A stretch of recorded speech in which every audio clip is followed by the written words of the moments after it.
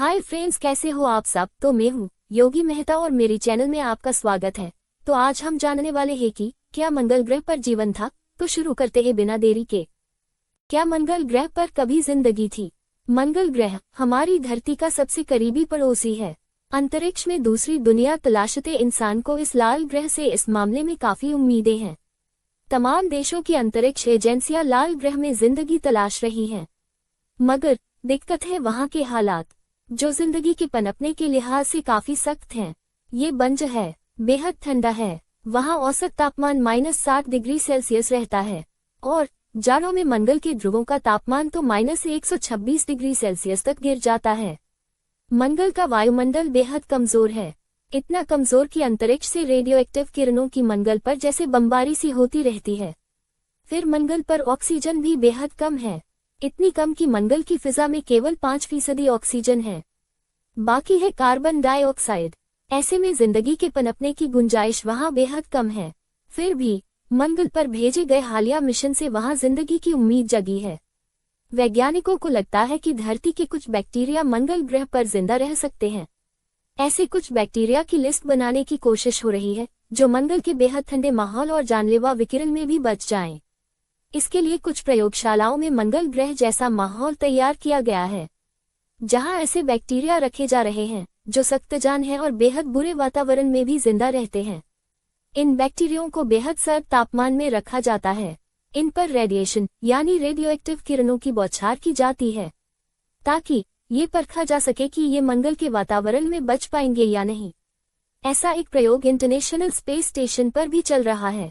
इन प्रयोगों की बदौलत वैज्ञानिकों ने ऐसे जीवों की एक लिस्ट तैयार की है जो मंगल ग्रह पर जिंदा रह सकते हैं।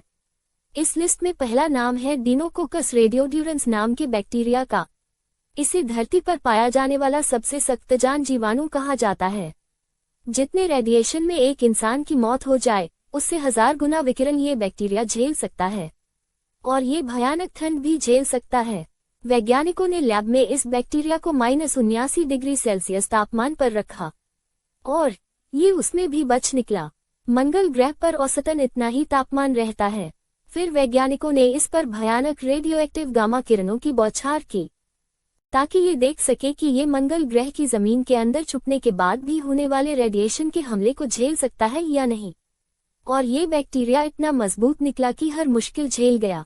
वैज्ञानिक मानते हैं कि मंगल के बेहद सख्त वातावरण में भी इसके जीने की काफी उम्मीदें हैं। मंगल ग्रह के माहौल में जीने की क्षमता रखने वाला धरती का दूसरा जीव भी एक बैक्टीरिया ही है। ये जीवाणुओं के हेलोबैक्टीरिया किसी परिवार से ताल्लुक रखता है। ये बेहद सूक्ष्म बैक्टीरिया धरती पर पैदा होने वाले शुरुआती जीव आर्किया के करीबी हैं।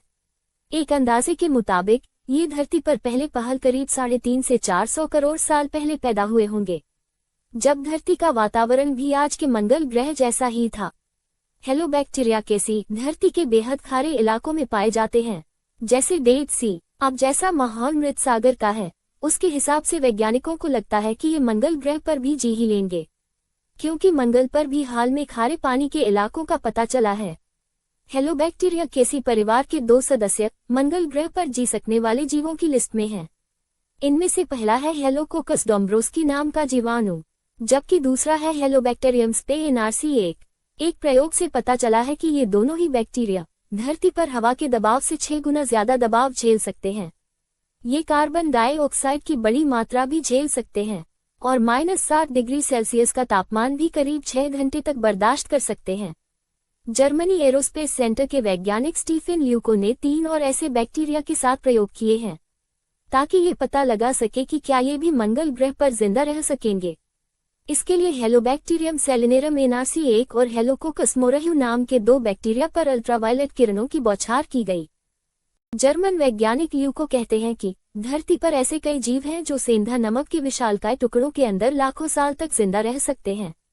अब जबकि मंगल पर भी ऐसे ही नमक के विशाल टुकड़े खारी झीलों में तैरते पाए गए हैं, ऐसे में लगता है कि ये नमक वाले बैक्टीरिया मंगल पर भी जिंदा रह लेंगे। ल्यूको कहते हैं, मंगल पर रहने की दूसरी बड़ी चुनौती है रेडिएशन, और इससे लड़ने की सबसे ज्यादा ताकत डिनोकोकस रेडियोड्यूरेंस नाम के बैक्टीरिया में आंकी गई है। पर दिक्कत यह है कि ये बैक्टीरिया ज्यादा खारे माहौल में रह नहीं सकता। ऐसे में मंगल या ऐसे किसी और ग्रह पर जिंदा रह सकने की बात करें तो हेलोफिलिक आर्किया जीवाणु को लेकर उम्मीदें ज्यादा हैं। आर्किया जीवाणु परिवार का एक और सदस्य भी मंगल पर जिंदा रह सकने वालों की लिस्ट में शामिल है। इन बैक्टीरिया को मीथेनोजेन कहा जाता है क्योंकि ये ऑक्सीजन की जगह हाइड्रोजन और कार्बन डाइऑक्साइड से अपने लिए ताक बटोरते हैं। इस प्रक्रिया में इनसे मीथेन गैस निकलती है, इसीलिए इन्हें मीथेनोजेन कहा जाता है। मीथेनोजेन धरती पर कई जगह पाए जाते हैं। अक्सर ये बेहद सख्त माहौल में पनपते देखे गए हैं, जैसे गर्म झरने, खारे तालाब या फिर तेजाबी झीलें। वैज्ञानिकों ने इन्हें साइबेरिया के बेहद सर्द माहौल में भी मजे से रहते पाया है। ये दीमकों के भीतर, जानवरों के पेट में और सड़ते हुए जीव जंतुओं में भी पाए जाते हैं। ऐसे में वैज्ञानिकों को लगता है कि मंगल पर जिंदा रहने के लिए मीथेनोजेन परफेक्ट उम्मीदवार हैं, क्योंकि इन्हें जीने के लिए न रोशनी चाहिए, न ऑक्सीजन और न ही जैविक पोषक तत्व। और ये सब चीजें मंगल पर वैसे भी बमुश्किल मिलेंगी। साल 2007 में वैज्ञानिकों ने मीथेनोजेन को लैब में मंगल जैसे माहौल में रखा था।